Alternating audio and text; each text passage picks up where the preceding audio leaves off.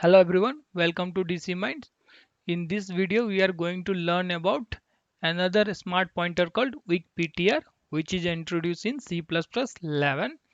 In previous video, we saw a smart pointer called SaidPTR, and the problem with that is it leads to circular dependency problem where the memory will not get deleted. Okay, so now in this video we'll see how that problem is solved with the help of weak pointer. So basically weak pointer is used with the said pointer. So whenever we have weak pointer, there should be always said pointer existing. Okay, and weak pointer does not participate in reference counting. So whenever you make a weak pointer point to a memory which is owned by said pointer, at that time for weak pointer reference count will not get incremented. And okay, so let's see how the problem of said pointer, that is circular dependency problem, is solved using weak pointer. Okay, so here this is a program, and if you run this program you will get output like this where constructor is called and then we say you will get 2. So this 2 is getting printed for reference count. Okay, so here destructor is not getting called because here this program is having circular dependency problem. So let's see how. So here what we are doing, this class is having a member called mptr which is of type said. Okay, and in main we are creating a pointer using makeshare which is a said pointer. And so what will happen at this line of code, a memory will be created and this ptr will be pointing to this memory. And now this ptr, which mptr, which is nothing but member of this class, so this object ptr will have this member, and we are making this mptr point to this object itself, that is this memory itself. So now this mptr will be pointing to its object itself. So in this case what will happen, so there are two said pointer which is pointing to the same memory. So in this case the reference count will become 2. Okay, so what will happen when this scope of this main function ends, that is when ptr goes out of the scope, at that time the reference count will get decremented by 1. But because of circular dependency nature, the reference count is not becoming 0.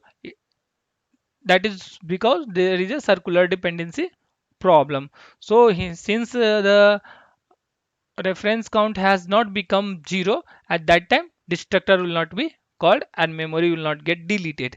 So to solve this problem we will use weak pointer. Okay, so now let's see the problem is solved using weak pointer. So now what we have done is we have made this member as weak pointer and we are creating the memory and then assigning this m pointer with this ptr. Okay, and then we are printing the reference count. So when you run this program it will give you output like this: constructor is called and then 1. So 1 is for this reference count and then destructor is called. So here what will happen, since we have made this m pointer as weak pointer, so when we say ptr arrow mptr equal to ptr at this time, for this assignment the reference count will not get incremented because weak pointer does not participate in reference counting mechanism, and it solved the problem of circular dependency with said pointer. Now let's see some more example of weak pointer. Okay, so in this program we have a weak pointer which is global pointer called ptr1, and in main we are printing the use count, that is reference count for this ptr1. So at this point in time this ptr1 is not pointing to any memory. Okay, it is just created. Okay, so now the reference count will be 0. Now in this bracket what we have done, we have created a memory, that is said pointer, and then we are making this weak pointer point to this said pointer, and then we are printing the reference count. So at this time it will give reference count as 1.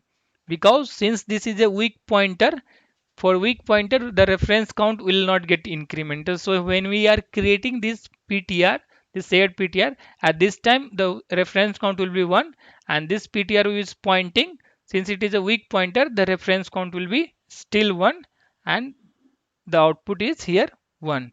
So now what will happen, this program, this line of code, at this line of code the scope of this ptr ends.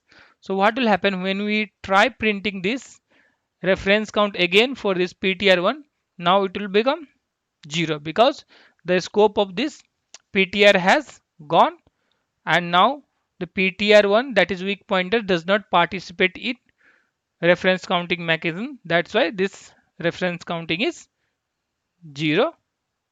Okay, so this is how weak pointer works.